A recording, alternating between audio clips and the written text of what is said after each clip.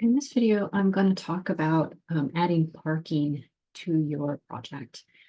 I'm in the site view, and I've already brought in some parking spaces. Now, one thing that you'll notice is that I have a few of them, or most of them, are these 9-foot by 18-foot 90-degree parking spots, but I also have one that is an accessible spot.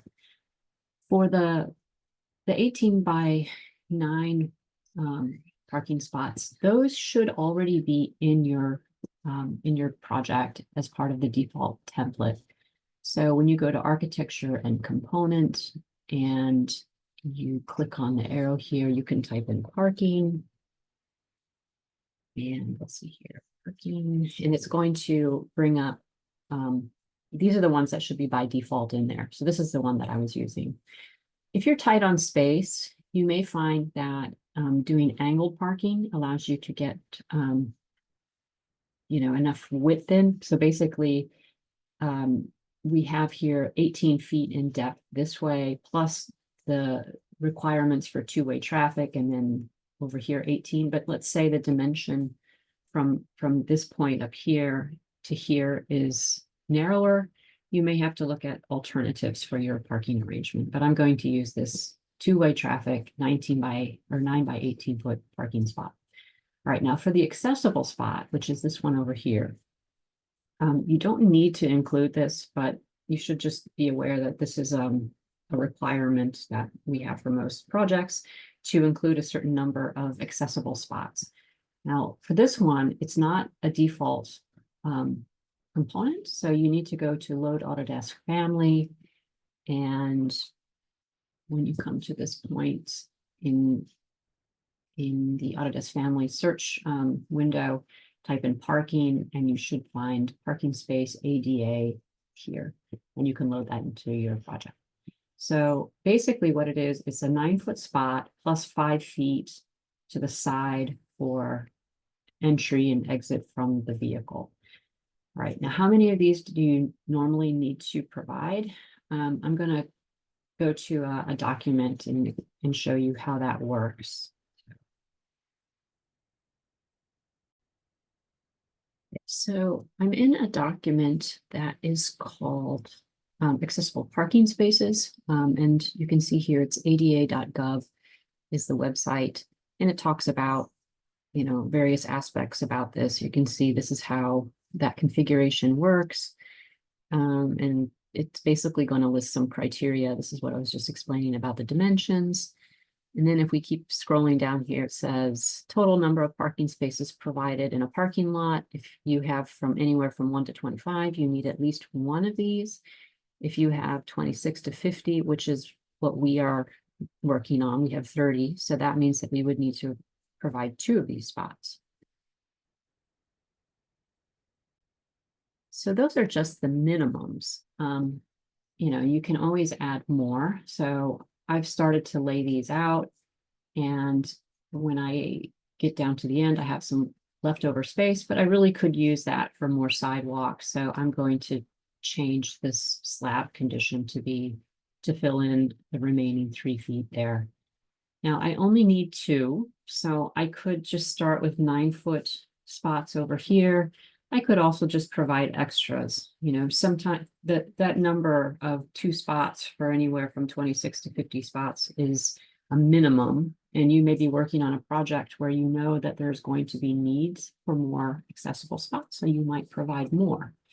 In my case, my plan is very symmetrical, and so I'm just, for the sake of symmetry, going to add the same number on this side that I have on this side.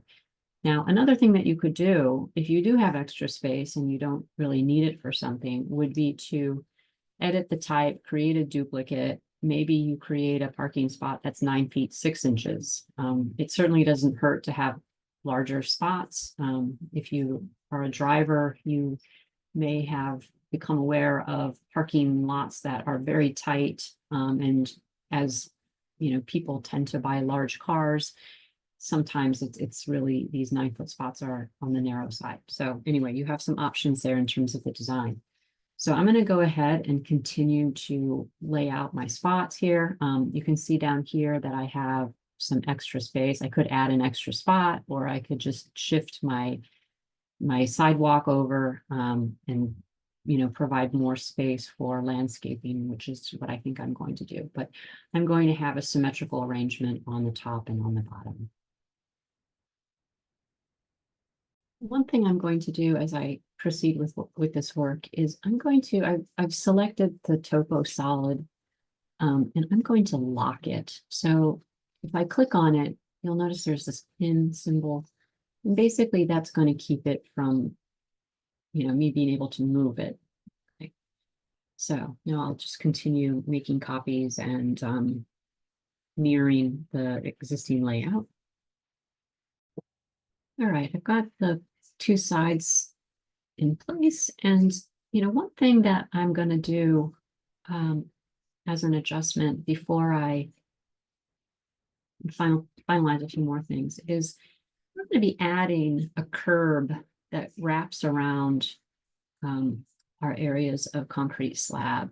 And basically that curb is going to, keep cars from, pulling forward too far. And it basically will kind of protect the building structure and that sort of thing. So that curb is going to be 6 inches. So I'm actually going to move all of these spots 6 inches away from this vertical edge. And since I'm a little bit constricted left to right, when I add the curb, I'll move the slab in 6 inches. So I'll go ahead and do that all the way around. Okay, so now I have this 6-inch gap all the way around the parking spots, and later when I add that curb, it will fill in those spots. Okay, next, what I'm going to do, and by the way, I had shown you how you can pin the topo solid, but you may find throughout this whole process it's just easier to hide it till you get some of this work completed and then unhide it.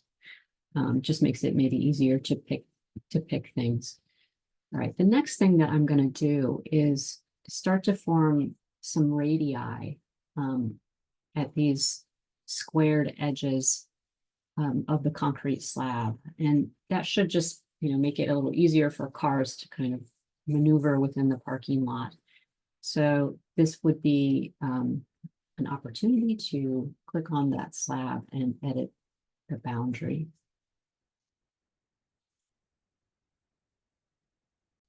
So while you are in the modify edit boundary ribbon, what you can do is I'm going to expand this list right here, and you'll see that there's something called fillet arc. So I'm going to click on that, and then you want to make sure that this is checked. And, it kind of depends where this, where we are in the plan. Like, for example, here might be a smaller radius than maybe what we would want over here at the street.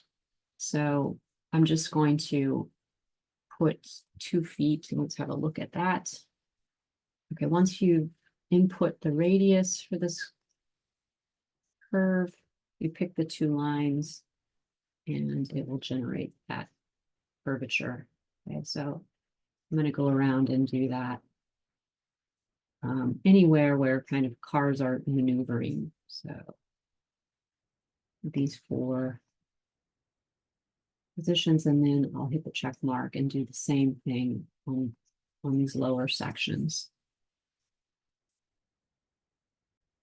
So this concludes the laying out of the parking spots, and we'll do some more work on the site and the parking area and landscaping, that sort of thing in the next few steps.